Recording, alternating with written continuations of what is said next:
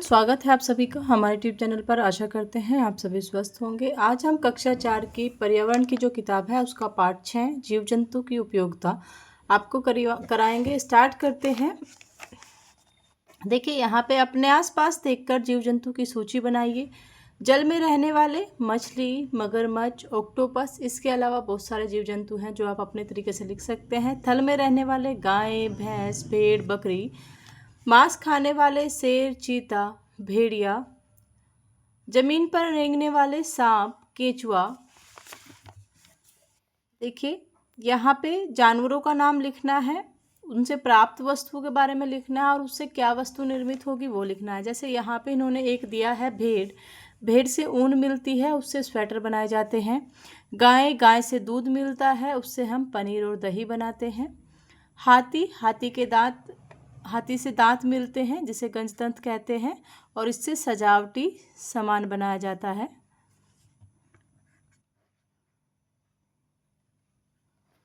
बकरी से दूध और मांस दोनों मिलते हैं जो दवा और खाद्य पदार्थ बनाने के लिए उपयोगी हैं।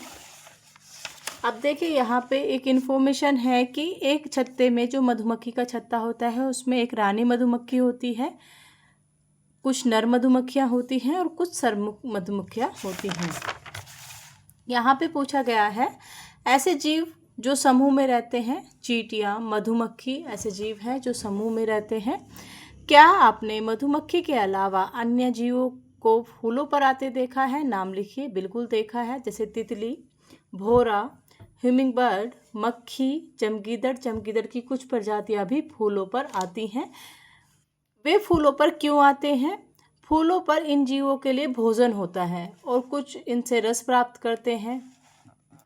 अब देखिए जंतुओं के का पालन मधुमक्खी एपीकल्चर कहलाता है, रेशम कीट सेरीकल्चर कहलाता है, मछली पिसीकल्चर कहलाता है। आपने जिन जानवरों का परिवहन के साधन के रूप में उपयोग किया है उनके नाम लिखिए। ऊंट, हाथी, बैल, गधा, घोड़ा, खच्चर।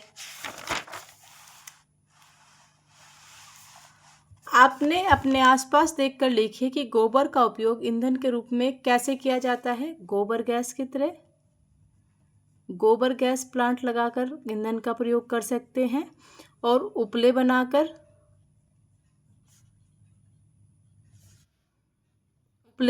क्या होता है, चूल्हे में जलाए जाते हैं, ईंधन के रूप में प्रयोग किए जाते हैं। अब देखिए सही वाक्य पर सही का चिन्ह तथा गलत पर गलत का चिन्ह लगाइए। खरगोश शाकाहारी जंतु होता है, बिल्कुल सही बात है। श्रमिक मधुमक्खियां अंडे देने का कार्य करती है, गलत बात है। श्रमिक मधुमक्खियां अंडे नहीं देती हैं। रानी मधुमक्खी जो होती है वो अंडे देती है। लाख कीड़े से प्राप्त होता है, ये बात सही है। लाख जो है कीड़े से प्राप्त होता है। रानी मधुमक्खियों की संख्या छत्ते में सर्वाधिक होती है, हर एक छत्ते में सिर्फ एक ही रानी मधुमक्खी होती है, तो यह गलत हो जाएगा। ऊन हमें केवल भेड़ों से मिलती है। ऊन हमें भेड़ों के अलावा बकरियों से भी मिलती है, याक से भी मिलती है, कुछ और प्रजातियां हैं जिनसे हमें ऊन मिलती है, तो यह भी गलत हो जाएगा कि केवल भेड़ों से मिलती है। पनीर दूध से बनता है, यह बात बिल्कुल सही है। पश्मीना भेड़ होती है, पश्मीना बकरी की प्रजाति है, तो यह गलत हो जाएगा। केंचुए भूमि को उपजाऊ बनाने में मदद करते हैं, बिल्कुल सही बात है। केंचुए भूमि को उपजाऊ बनाने में मदद करते हैं। सूची का और खा का मिलान कीजिए। सूची का में आपको जंतु दिए गए हैं और खा में उनके उपयोग दिए गए हैं।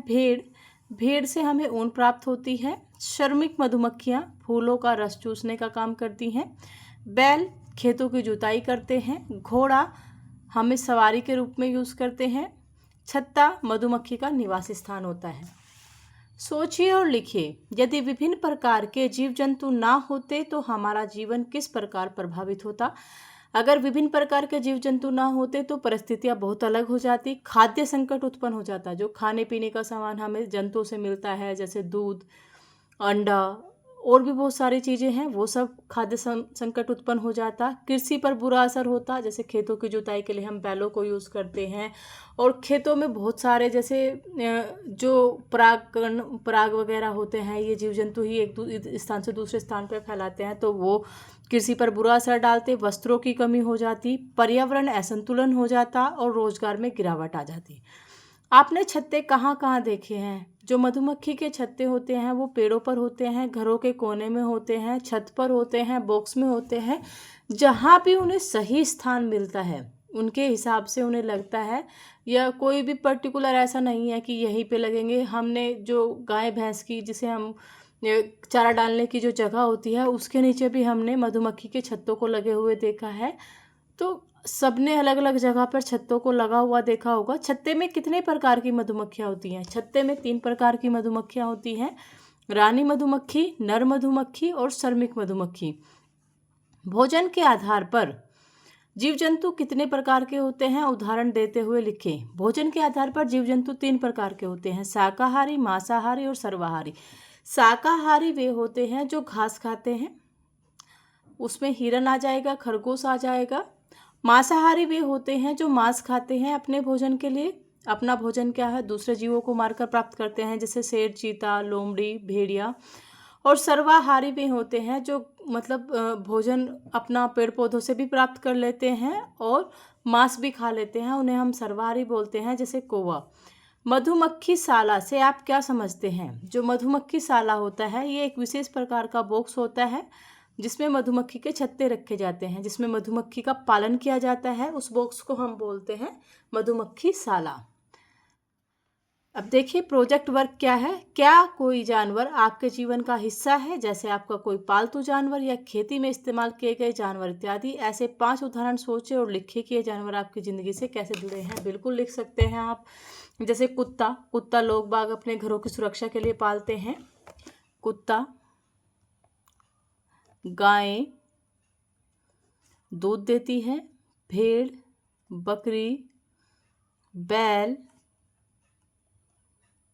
घोड़ा, ये सारे जो जानवर होते हैं ये सारे जानवर पालतू होते हैं और ये ज़्यादातर लोगों के घरों में मिलते हैं। ये लोगों के जीवन के यापन के लिए इनकी आवश्यकता होती है और लोग इन्हें पालते हैं। आशा करते हैं वीडियो आपके लिए हेल्पफुल रहेगा। अगर वीडियो आपको पसंद आया तो वीडियो को लाइक कीजिएगा, चैनल को सब्सक्राइब कीजिएगा, अपने दोस्तों के साथ ज़्यादा से ज़्यादा शेयर कीजिएगा। अगर आपका कोई डाउट है तो आप हमें कमेंट बॉक्स में लिखकर भेज सकते हैं। धन्यवाद।